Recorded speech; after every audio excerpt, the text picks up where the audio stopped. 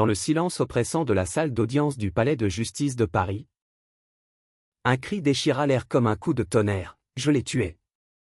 Les mots jaillirent des lèvres tremblantes de l'accusé. Un jeune homme aux yeux hantés. Et tout bascula. Alexandre Duval, l'avocat de la défense, sentit son cœur se figer. Car ces mots n'étaient pas seulement une confession, ils étaient une bombe qui menaçait de tout anéantir. Y compris l'amour qu'il partageait en secret avec son amant, le procureur adverse.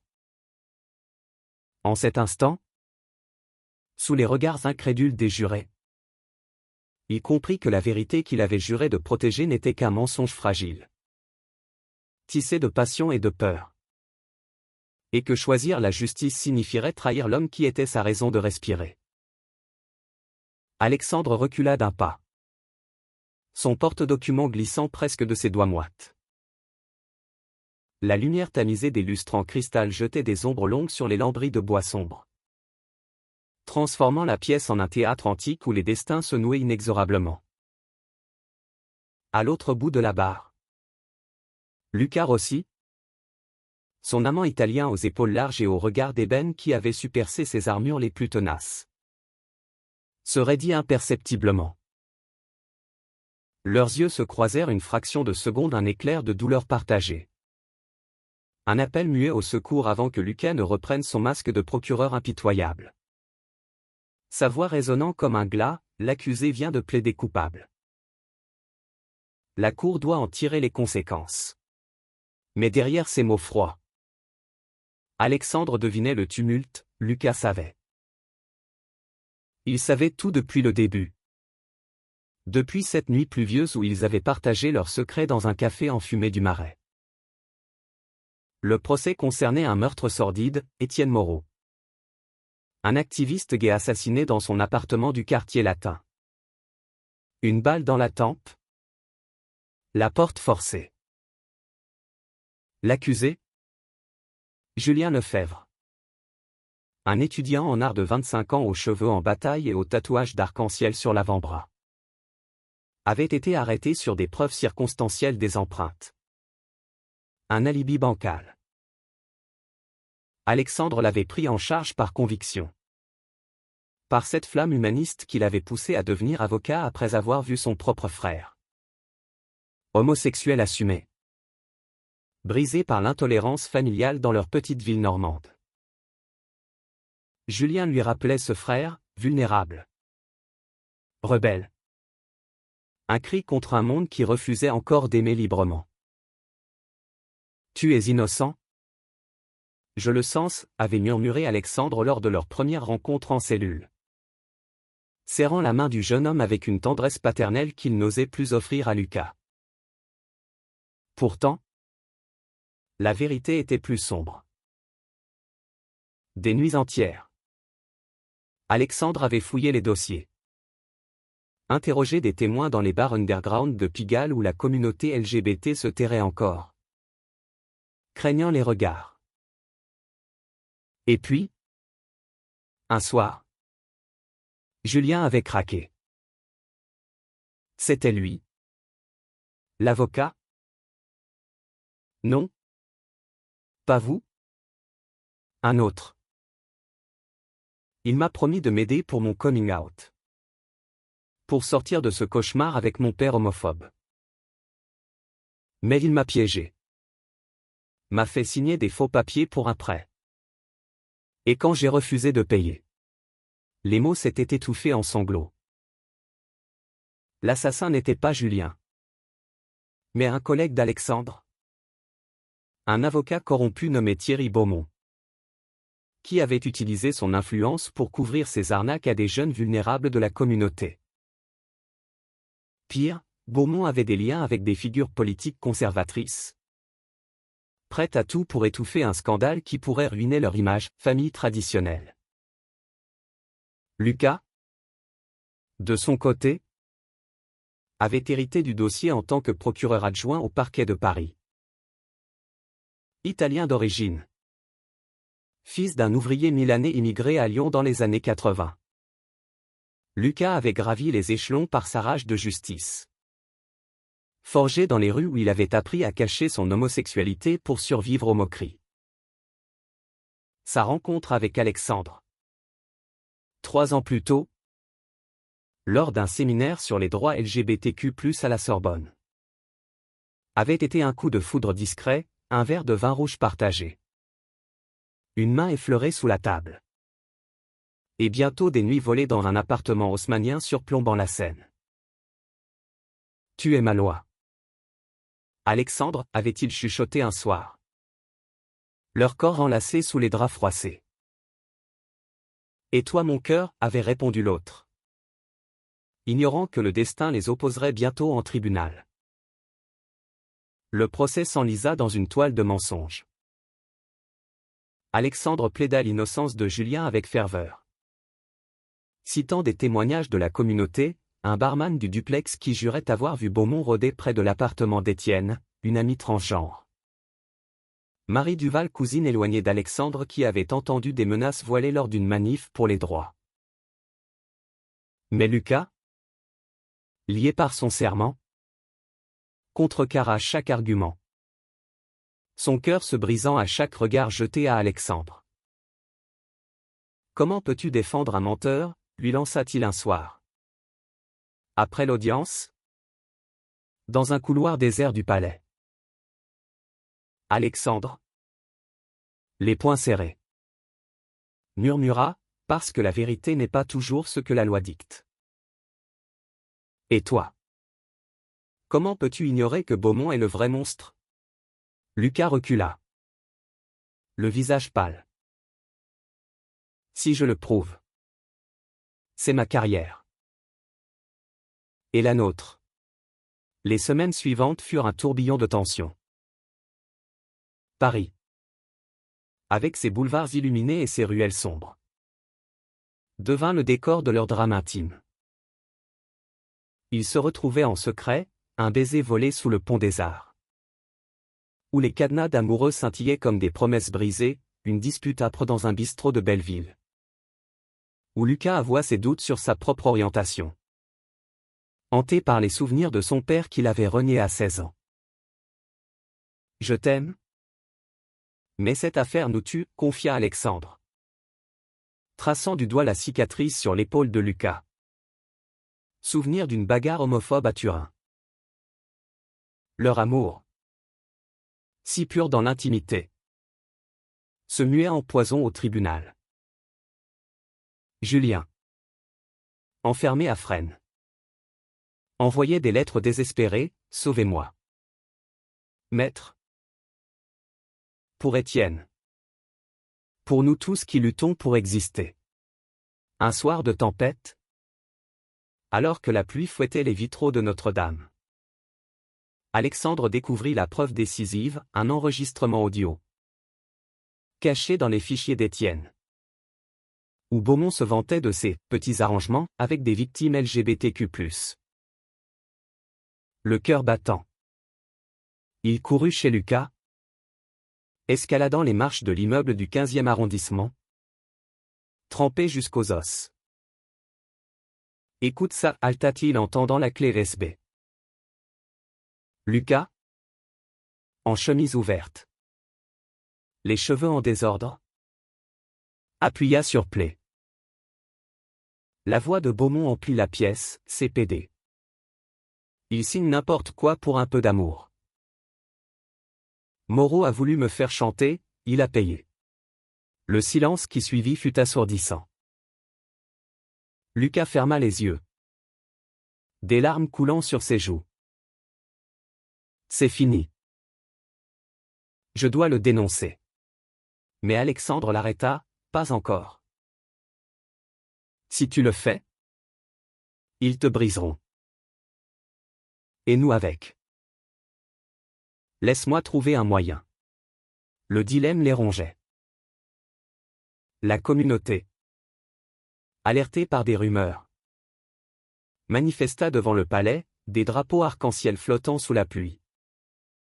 Des slogans « Justice pour Étienne » scandés par des voix brisées. Marie, la cousine d'Alexandre, prit la parole. Sa voix chevrotante portant le poids de tant de silence, nous ne sommes pas des criminels pour aimer qui nous aimons. Lucas, observant de loin, sentit son armure craquer. Il se rappelait sa propre venue en France, fuyant l'Italie où l'homophobie l'avait presque tué. Alexandre, quant à lui, revivait les nuits où il avait pleuré seul après le suicide de son frère, se jurant de protéger les âmes fragiles. Le point de non-retour survint lors de l'audience fatidique. Julien, pâle comme un spectre, se leva et hurla sa confession fabriquée, un mensonge orchestré par Beaumont pour le faire taire. Je l'ai tué pour de l'argent. Mais ses yeux suppliaient Alexandre, aidez-moi. Le chaos éclata, murmure dans la salle. Le juge appelant à l'ordre. Lucas, le cœur en lambeaux, se leva, objection. Votre honneur. Les preuves montrent que l'accusé est innocent. Le vrai coupable est Thierry Beaumont. Et j'ai les enregistrements pour le prouver. Un hoquet collectif. Alexandre, stupéfait, croisa son regard, là. Dans cette reddition, brûlait un amour plus fort que la loi. Les conséquences furent un ouragan. Beaumont fut arrêté sur le champ, son réseau de corruption s'effondrant comme un château de cartes. Julien fut libéré, embrassant Alexandre avec des larmes de gratitude, merci pour nous avoir vus. Vraiment vus. Mais pour Lucas et Alexandre, le prix était amer. Lucas fut suspendu pour conflit d'intérêts, les supérieurs flairant leurs relations secrètes. Ils savent, murmura-t-il à Alexandre dans leur refuge du Marais. Un grenier aux poutres apparentes où il s'était juré fidélité. Et alors, répondit Alexandre, l'attirant contre lui. La justice des hommes est faillible. Mais la nôtre est éternelle. Pourtant, la tempête ne s'apaisa pas. Des articles dans Le Monde titraient « Scandale au palais, amour interdit ou complot ?» La communauté les acclama comme des héros, organisant une veillée aux chandelles le long de la Seine, où des centaines de voix entonnèrent « Liberté, amour, justice. » Marie, rayonnante, serra Lucas dans ses bras, « Tu as choisi le cœur. Comme nous tous. » Mais en privé, les doutes assaillaient Alexandre. Et si j'avais perdu l'affaire pour te protéger? Suis-je un bon avocat? Lucas, caressant son visage, répondit d'une voix brisée, tu es un homme bon. Et c'est ce qui compte. Les mois suivants furent une renaissance douloureuse. Lucas, réintégré après enquête, opta pour un poste à l'ONG Défense des droits LGBTQ+, où sa passion pour la justice trouva un exutoire pur. Alexandre, lui, fonda un cabinet dédié aux victimes de discrimination, embauchant Julien comme assistant, un jeune homme guéri, tatouant désormais « Vérité » sur son poignet. Leur amour, jadis caché, s'épanouit au grand jour, un mariage civil discret à la mairie du 1er arrondissement, sous un ciel de Paris printanier, avec la tour Eiffel comme témoin muet. Entre la loi et le cœur. J'ai choisi toi, murmura Lucas en glissant l'anneau au doigt d'Alexandre. Un soir d'été, assis sur un banc des Tuileries, ils regardèrent les lumières danser sur l'eau. La vérité nous a libérés, dit Alexandre, sa tête sur l'épaule de Lucas. Non. L'amour l'a fait, corrigea l'Italien, embrassant ses cheveux. Et dans ce baiser, sous les étoiles indifférentes, ils surent que la vraie justice n'était pas dans les codes, mais dans les battements synchrones de deux cœurs qui avaient osé défier le monde. Note, cette partie constitue le fichier 1. Environ 1000 mots. La suite suit de manière fluide pour atteindre le total approximatif de 8000 mots à travers les 8 segments. Mais présenté en continu pour fluidité. Pourtant, le passé refusait de mourir. Quelques semaines après leur union, une lettre anonyme glissa sous la porte de leur appartement. Vous pensiez que c'était fini? Beaumont a des amis haut placés. Alexandre la lut à voix haute, sa voix tremblant légèrement, tandis que Lucas serrait les dents, son instinct de survie italienne se réveillant. C'est une menace. On doit enquêter. Mais Alexandre, toujours le rationaliste français, secoua la tête. Non. On protège ce qu'on a bâti. Julien est en sécurité. La communauté nous soutient. Laisse la loi faire son travail. Hélas. La loi, cette amante capricieuse, avait d'autres plans. Un matin, alors qu'Alexandre préparait son café dans leur cuisine baignée de soleil, son téléphone sonna, le juge d'instruction.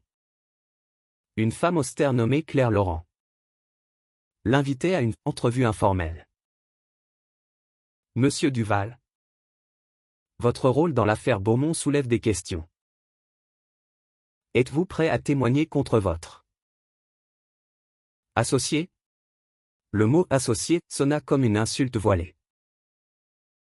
Lucas, entendant la conversation depuis la chambre, surgit, son pyjama froissé révélant la vulnérabilité qu'il cachait si bien en public. Dis-lui non. C'est un piège pour nous séparer. La réunion eut lieu dans un bureau étouffant du quai des Orfèvres, où l'air chargé d'histoire judiciaire pesait comme un linceau. Claire Laurent, une quinquagénaire aux lunettes pincées et au chignon impeccable, posa le dossier sur la table. Photo d'Étienne Moreau, rapport balistique.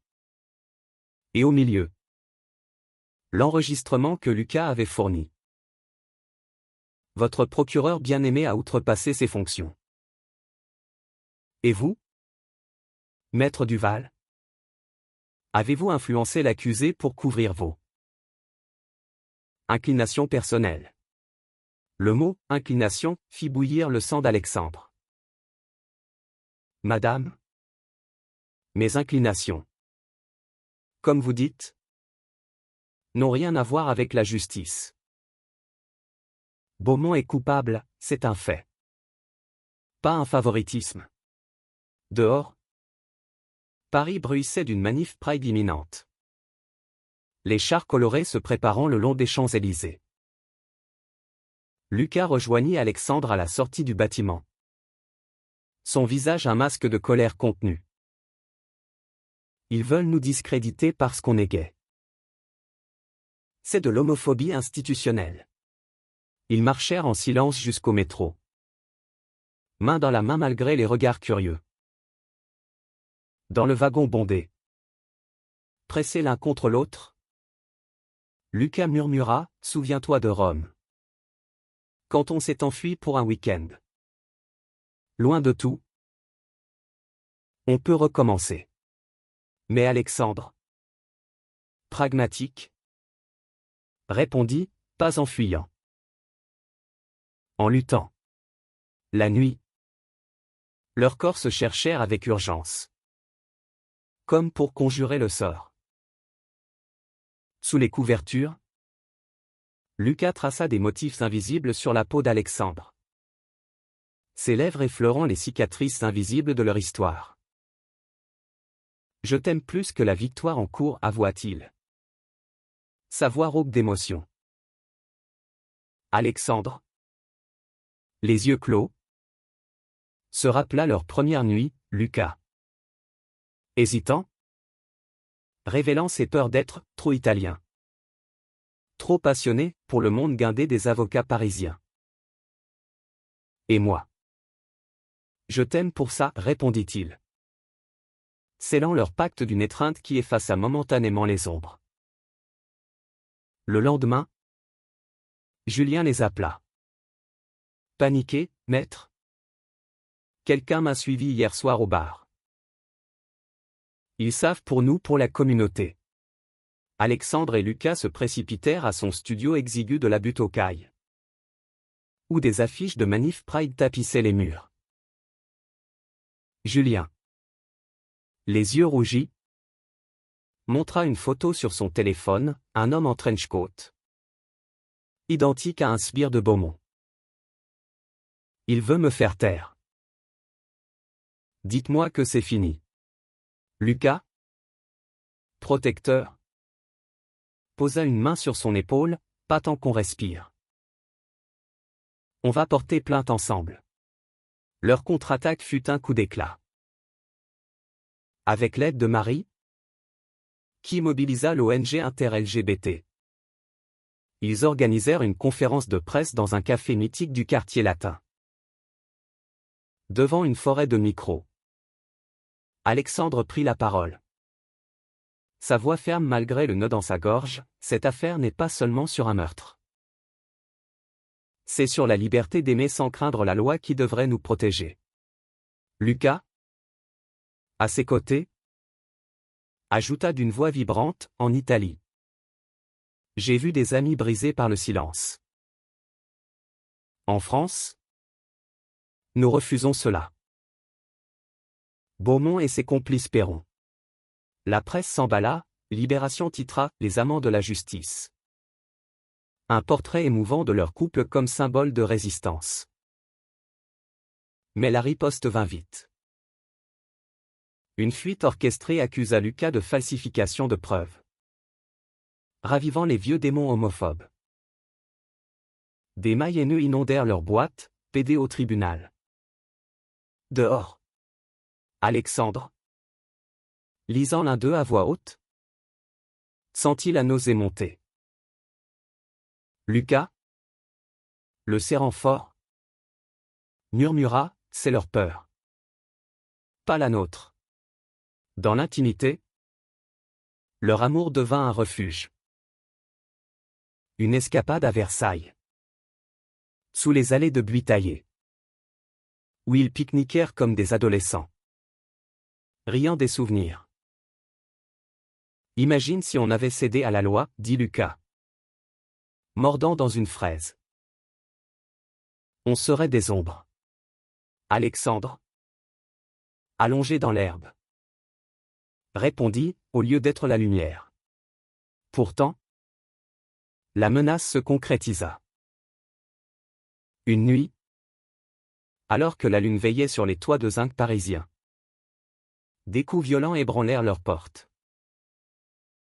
Alexandre, arraché au sommeil, attrapa une lampe comme arme improvisée. Lucas, plus vif, alla ouvrir, deux hommes masqués, l'un brandissant un couteau. Pour Beaumont grogna l'un.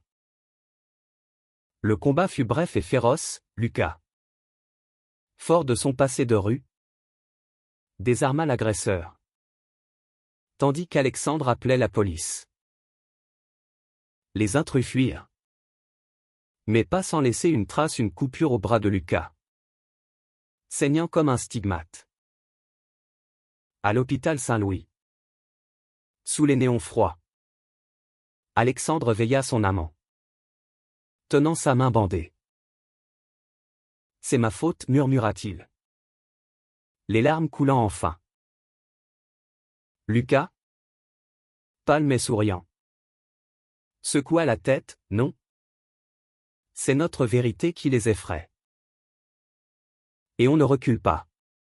Julien et Marie arrivèrent en trombe, apportant du réconfort, café chaud, câlin collectif. Vous êtes nos héros, dit Julien, sa voix encore fragile. Pour nous, les invisibles. L'enquête policière révéla les liens, les agresseurs étaient des ex-collègues de Beaumont, payés pour intimider. Le scandale explosa, forçant le ministre de la Justice à intervenir. Une commission d'enquête fut ouverte. Et Lucas fut lavé de tout soupçon. Mais le vrai tournant fut personnel. Alexandre, confronté à ses peurs, écrivit une lettre ouverte au Figaro: l'amour homosexuel n'est pas un crime, mais un droit. J'ai choisi mon cœur parce que la loi, sans humanité, n'est que chaîne. Les réponses affluèrent, milliers de messages de soutien. Des histoires de coming out inspirées par leur courage. La Manif Pride. Cette année-là, les acclama comme des icônes, bannières avec leur visage. Un char thématique, cœur-loi. Lucas, grimpant sur l'estrade avec Alexandre, embrassa son mari devant la foule en liesse. Un geste libérateur qui fit taire les haines. Pourtant, la guérison prit du temps. Lucas, marqué par l'attaque, consulta un thérapeute, un pas qu'il n'avait jamais osé en Italie. Parler de nous, c'est guérir, confia-t-il à Alexandre lors d'une séance de couple sous les platanes du Luxembourg. Alexandre, à son tour, affronta le fantôme de son frère, une visite au cimetière de Normandie, où il déposa une rose arc-en-ciel. Je vis pour toi. Maintenant, leur vie se réinventa. Alexandre élargit son cabinet, accueillant des clients de toute l'Europe, un migrant queer d'Espagne, une lesbienne ukrainienne fuyant la guerre. Lucas, à l'ONG, forma des avocats à la sensibilité LGBTQ+. Son accent italien charmant les auditoires. Julien, devenu activiste, organisa des ateliers d'art-thérapie pour survivants d'homophobie. Un automne doux, ils adoptèrent un chien errant trouvé près de la Bastille, un bâtard joyeux nommé Liberté. Comme nous, rit Lucas, le caressant. Alexandre, regardant leur foyer photo de manif. Livre sur les droits. Et l'Alliance au doigt sut que la victoire était là, dans l'ordinaire devenu sacré. Mais le destin, ce farceur, réservait une dernière épreuve. Des mois plus tard, une convocation arriva, Beaumont. En attente de jugement, réclamait un face-à-face. Pour clore le chapitre, ironisa son avocat. Alexandre refusa. Mais Lucas insista, allons-y ensemble. Montrons que l'amour triomphe. La prison de la santé, avec ses murs centenaires imprégnés de souffrance, fut un voyage aux enfers. Beaumont, amaigri derrière la vitre, ricana, vous, les PD, vous avez ruiné ma vie. Mais la loi me vengera. Lucas, les yeux flamboyants, répondit calmement, non. La loi vous jugera. Et l'histoire nous absoudra. Alexandre, silencieux, observa l'homme brisé, un miroir de ce qu'il aurait pu devenir sans Lucas, un cœur endurci par la haine. De retour à Paris, ils marchèrent le long du canal Saint-Martin, où les péniches dansaient doucement. C'était dur, mais nécessaire, dit Alexandre. Lucas hocha la tête, comme notre amour. Dur, mais vital. Le jugement de Beaumont fut un triomphe, 20 ans de réclusion. Son réseau démantelé. La communauté célèbre avec une fête au Gloria. Club iconique du Marais, musique pulsant. Corps enlacés. Toast à l'amour victorieux. Marie, dansant avec une nouvelle flamme. leva son verre, à vous deux. Qui avez prouvé que le cœur est la plus grande loi. Au fil des saisons. Leur histoire inspira un livre, Entre justice et cœur. Coécrit dans les cafés de Montparnasse. Les chapitres alternaient leur voix la précision française d'Alexandre. La poésie italienne de Luca tissant un récit de résilience. Les ventes explosèrent, finançant une bourse pour jeunes avocats LGBTQ+.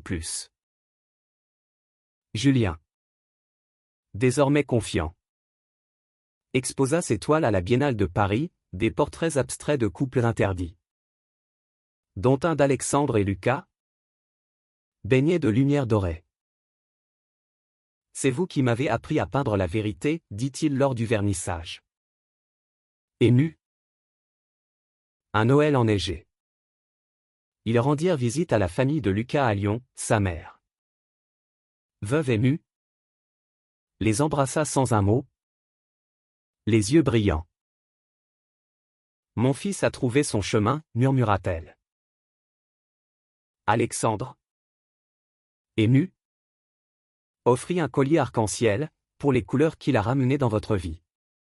Le printemps suivant. Une surprise, Lucas.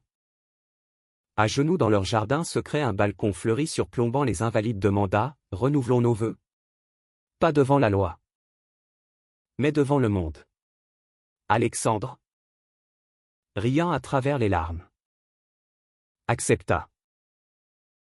Une cérémonie intime sur une péniche de la Seine. Avec Julien officiant comme maître de chœur. C'est là leur éternité. Les années s'écoulèrent comme les eaux de la Marne.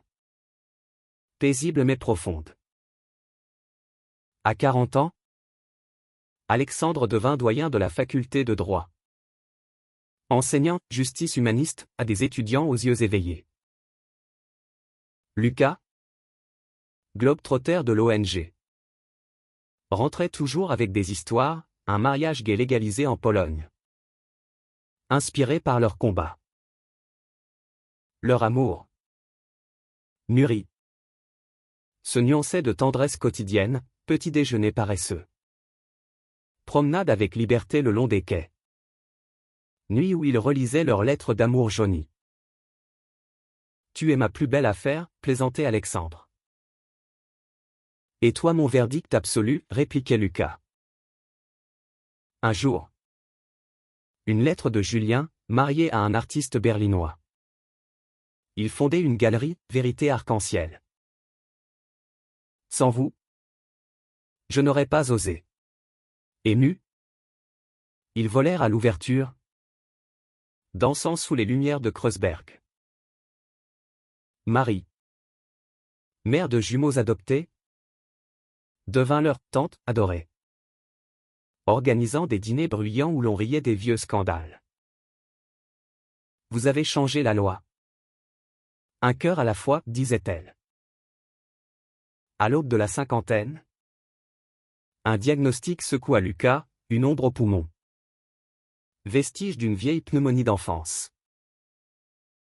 Alexandre, le roc fissuré, veilla des nuits entières, tenant sa main comme au premier jour. Bats-toi, mon amour. Pour nous, Lucas, faible mais vaillant. Souris, je me bats toujours pour le cœur. Les traitements furent un calvaire, chimiothérapie sous la pluie normande. Où Alexandre le poussait en fauteuil vers les falaises. La communauté se mobilisa, collecte de fonds. Visite de Julien avec ses enfants. Marie cuisinant des plats italiens réconfortants. Miraculeusement, la rémission vint. Allongé sur un lit d'hôpital ensoleillé. Lucas murmura, la vie est notre plus grand procès. Et on gagne. Alexandre, pleurant de joie, l'embrassa, à vie. 20 ans après le procès, Paris les honora, une plaque au palais de justice. À Duval et Rossi, gardien du cœur justicier. Lors de la cérémonie, entouré de famille élargie, il se tint la main, ridé mais indomptable. Julien, galeriste célèbre, exposa une rétrospective, leur amour. Notre lumière. Marie, grand-mère fière, leva un toast à l'éternel choix du cœur. Ce soir-là, sur leur balcon, sous un ciel étoilé, Alexandre et Lucas dansèrent lentement, au rythme d'un vieux vinyle de Brel. Entre justice et amour, commença Alexandre. Le cœur a gagné, acheva Lucas. Et dans ce murmure, leur vérité s'inscrivit dans l'histoire. Un phare pour tous ceux qui oseraient aimer au-delà des lois.